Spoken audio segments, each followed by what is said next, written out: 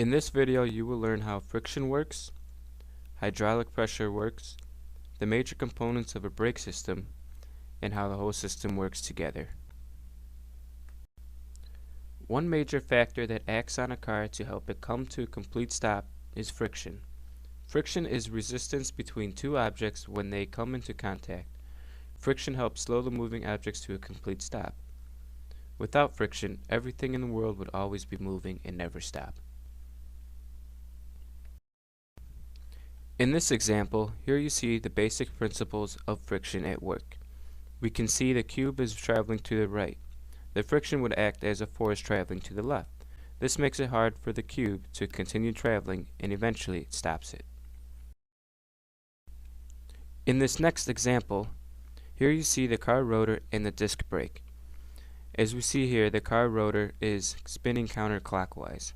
The friction force is applied by the brake pad when squeezed together and acts as a clockwise force against the rotor.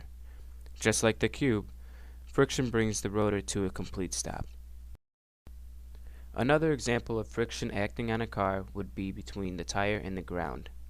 Here we see the tire spinning counterclockwise. When the brake rotor stops spinning, so does the tire. The ground causes friction with the tire to make sure the tire doesn't slide any further and makes a complete stop. Next in this lesson is how the hydraulic pressure system works. The hydraulic system is the other main principle used in the brake system. The way it works is pressure applied to an enclosed fluid is transmitted undiminished to every part of the fluid, as well as to the walls of the container. In the example you see here, the space inside the cylinder, the fluid is becoming smaller. When this happens, the pressure inside the cylinder becomes greater.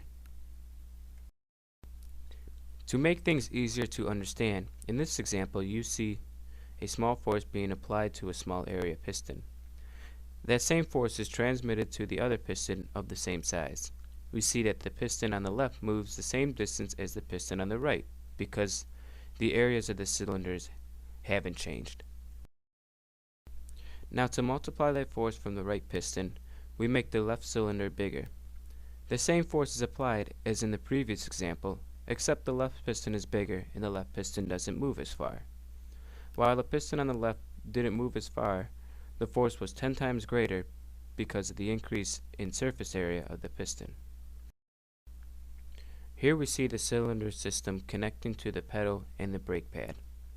The brake pad has the larger of the two cylinders because it would need a greater force than the human foot can output to bring the car to a stop. This makes stopping a car much easier.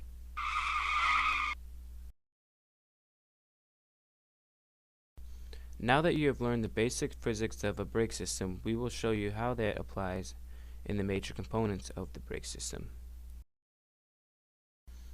It starts with the brake pedal, made up of a support axis, push rod, and pad for the foot to press. When the brake pedal is pressed, it applies a force to the push rod, which transfers the force to the master cylinder. This creates hydraulic pressure inside of the cylinder, which then is transferred through the hoses. Once the piston acts inside the master cylinder, the pressure increases, pushing the brake fluid through the hoses and onto the next cylinder in the system. This cylinder is called the slave cylinder and applies the force directly to the brake pad. The third component of the brake assembly is the brake caliper and the disc assembly. It is made up of the caliper, brake pad, and disc rotor. As the slave cylinder applies the force to the brake pad, the pad transfers that pressure to the rotor where friction occurs.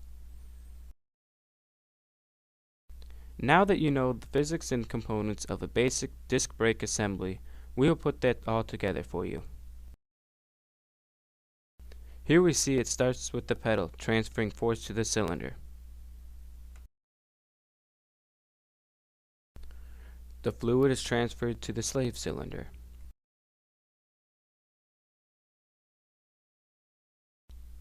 The slave cylinder applies force to the rotor where friction takes place, stopping the wheel.